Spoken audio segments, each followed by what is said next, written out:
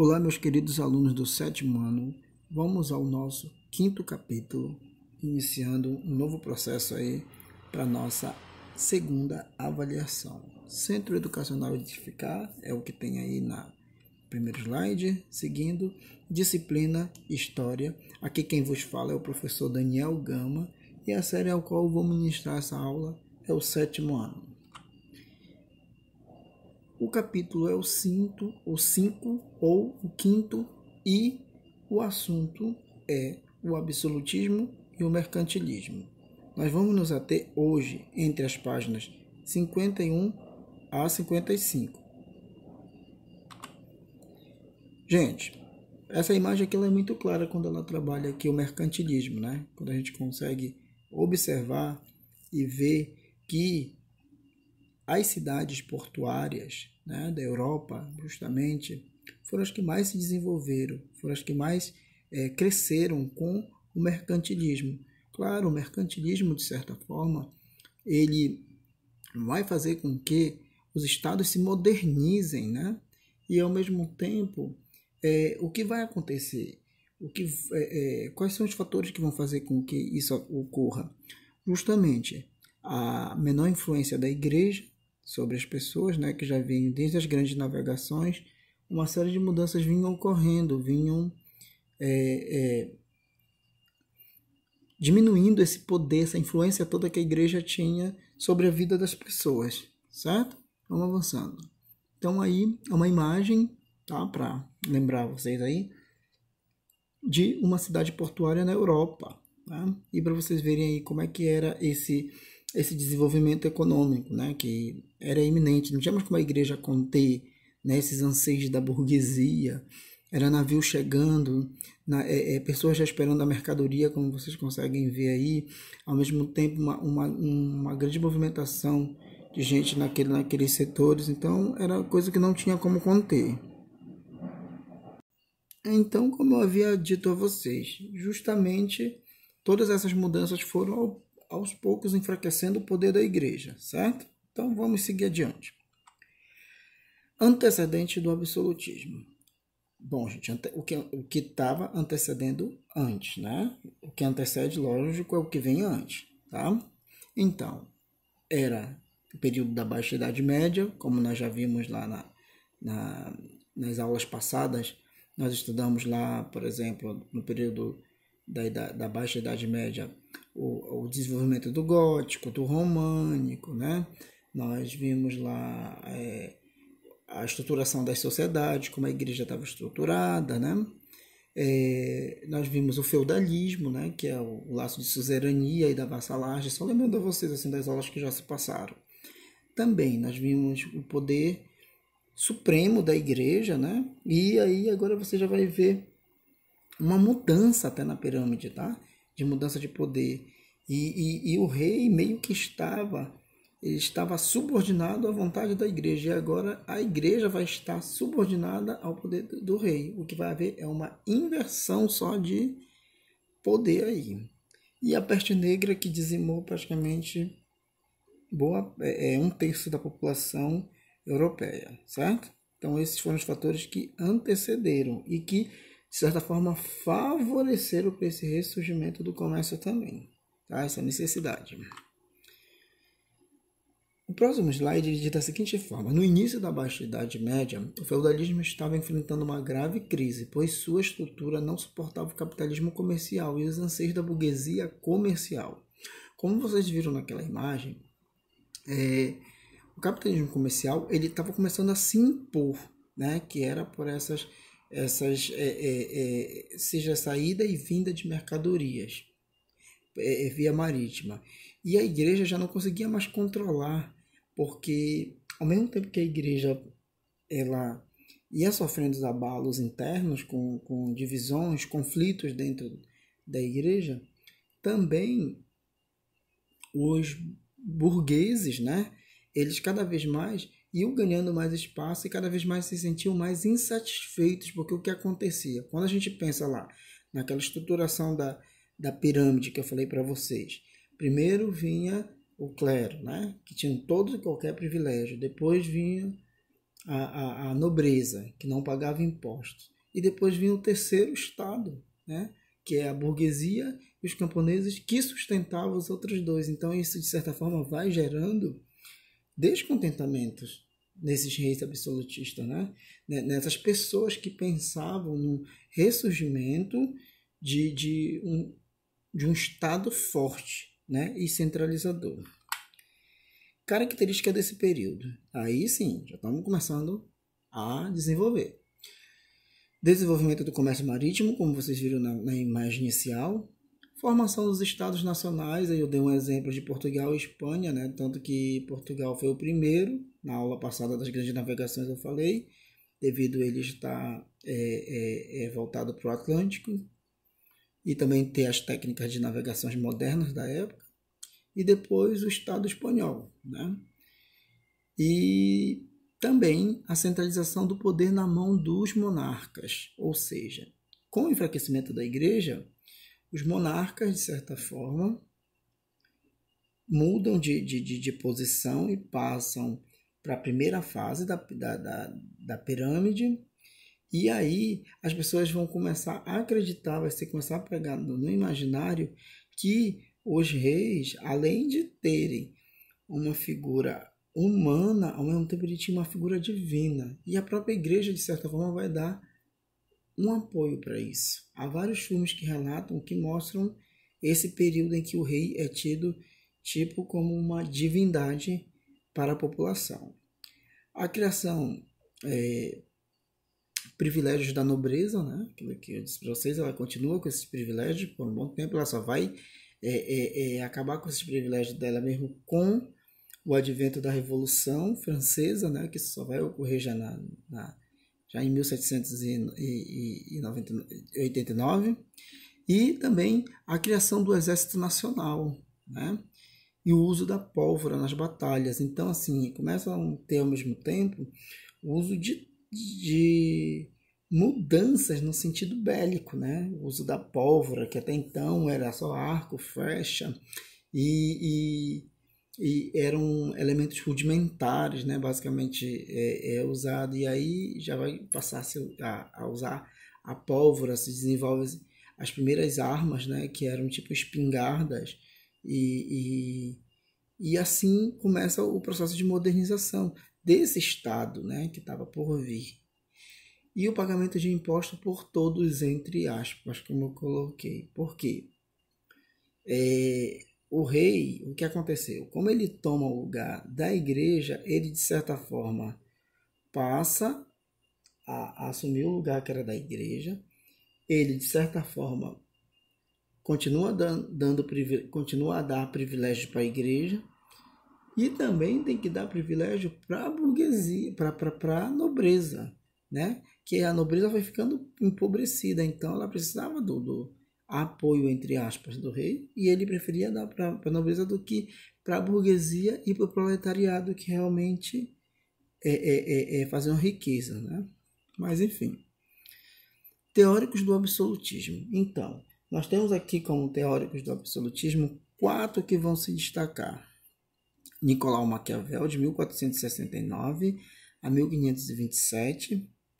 Thomas Hobbes, ou Thomas, que é de 1588 a 1679. O terceiro é o João Bodin, que vai de 1530 a 1596. E o Jacques Rousseau, que vai de 1627 a 1704.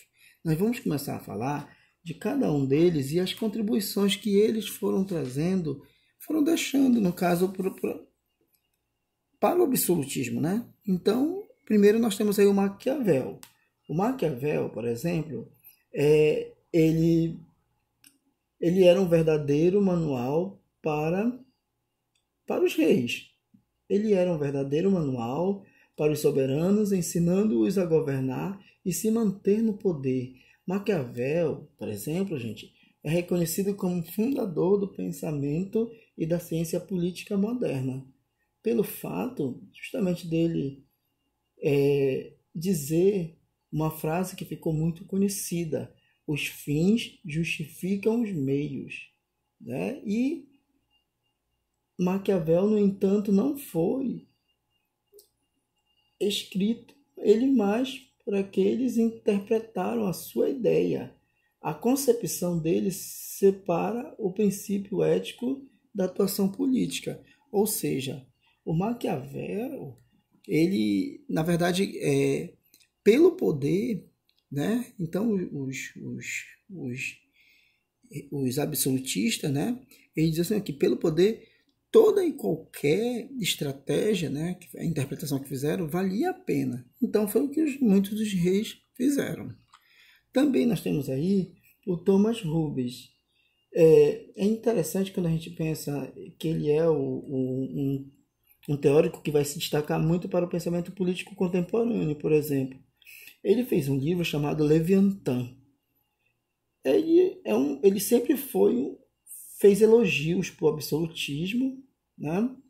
E sempre destacou o Estado, né? A importância de um Estado forte, de um homem que tivesse apto a lutar em detrimento, independente do que fosse, mas que o povo tivesse em primeiro lugar, né? Então, aí o Thomas Hobbes vai se destacar muito nesse período. Aí temos o Jean Bodin. O Jean Bodin, ele defendeu a tese da autoridade divina do rei na obra A República, tá? Aquilo que eu falava para vocês. Assim, o poder real deveria ser total, tendo o Estado como sobre os seus súditos, ou seja, ele vai defender justamente essa ideia de que o rei, né, ele era soberano, então por isso ele era divino ao mesmo tempo, né? Então que as pessoas deveriam reconhecer essa divindade que estava na personificação do rei, né? Para o rei realmente ganhar o total poder, né? E que de certa forma ele era uma divindade, segundo Jean Bodin. Nosso quarto teórico é o Jacques Bousset. O Jacques Bousset, por exemplo, ele explicita a ideia de que o Estado deveria se resumir a um rei, a uma lei e a uma fé. Na obra política Sagrada e Sagradas Escrituras, defendia que o poder do rei, por exemplo, predestinado, provinha diretamente de Deus. Assim, somente Deus tinha o direito de julgar os atos do rei. Olha aí, é um outro teórico que ele vai justamente se destacar nesse aspecto de dizer, não, o rei é inquestionável, por isso que se chama poder absoluto, tá?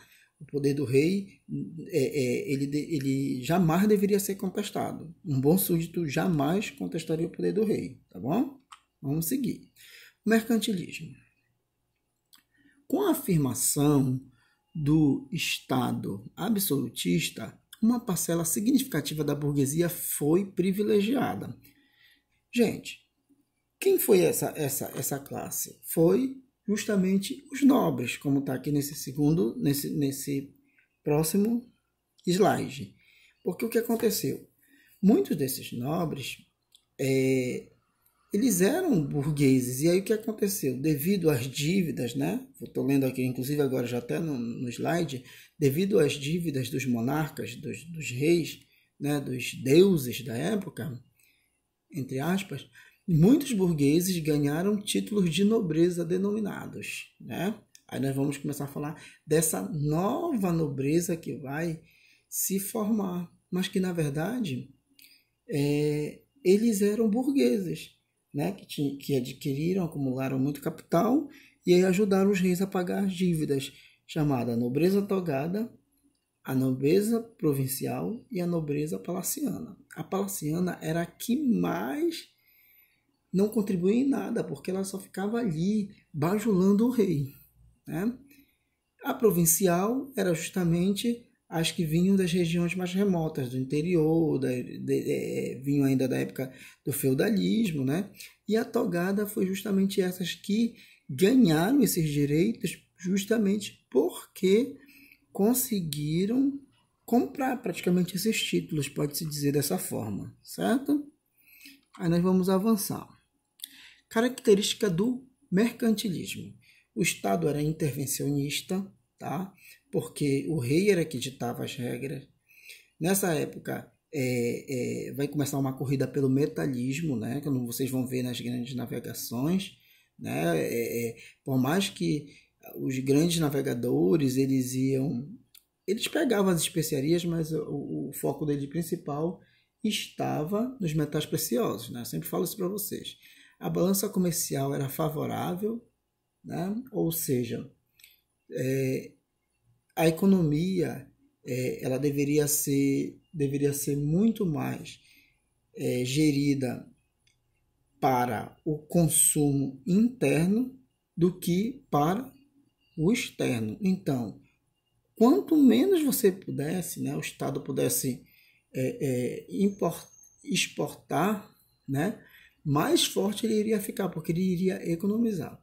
O protecionismo, né, também é uma das características. Por quê? O Estado é protecionista porque ele protegia em qualquer situação em que corresse o risco dos empresários da época, da burguesia quebrar, o Estado deveria intervir.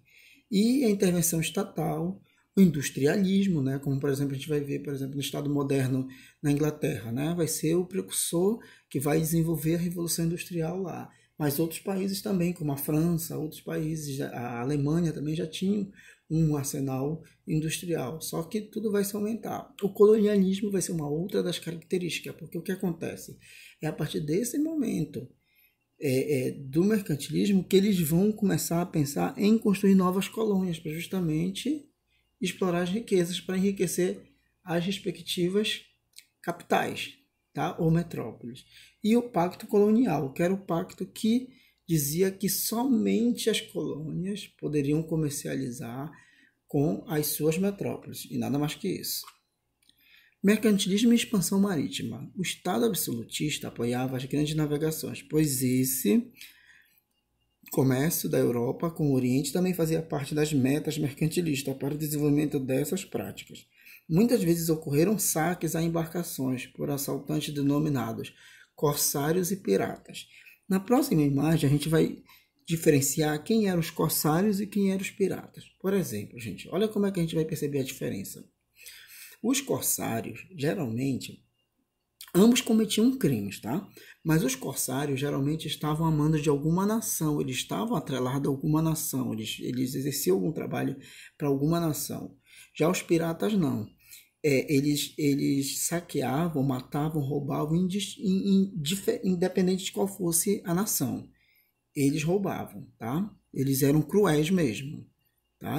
Mas os corsários geralmente assaltavam os navios, geralmente das nações inimigas, tá? Então essa é a diferença. Aí Luís XIV, o Rei Sol, conhecido como Rei Sol, Luís XIV foi considerado o maior monarca absolutista. A frase mais célebre dele é essa aqui, gente: o Estado sou eu. Então, o que quer dizer? Que ele justamente concentrava, aí você vê, né, o poderio do Luís XIV todinho. Mas o Luís XIV, gente, ele deixou uma série de contribuições para o absolutismo, tá? Como, por exemplo, a reorganização do exército francês. Ele transformou a França em um centro de distribuidor de cultura europeia, né? A França passa a ser o país a ser copiado, né? Isso é uma das grandes contribuições dele, do Luís XIV. Aí também, transformação das principais cidades europeias, né? No caso aí da França, que elas vão cada vez se tornar mais desenvolvidas. A construção de imensos jardins, como é o caso dos jardins do Palácio de Versalhes, e a própria construção do Palácio de Versalhes, que é um dos maiores palácios da Europa, que eu já mostrei inclusive em outros vídeos para vocês as imagens, certo? E aí, gente, eu deixei no finalzinho um exercício para vocês responderem, tá? Me respondam essas 5 questões, eu vou ler cada uma delas, tá? No caderno de vocês, não esquecendo 3 linhas, e aí vai a leitura. Primeira, cite 3 teóricos do absolutismo. Facinho, gente. Segunda, quais as características do mercantilismo? Terceiro, qual a diferença entre corsários e piratas? Eu acabei de falar isso. Quarto, qual frase foi dita por Luís 14 para defender o absolutismo, né? Aquela centralização toda que eu falei para vocês. E com as contribuições de Luís XV para o absolutismo. Gente, até a próxima. Tchau, tchau.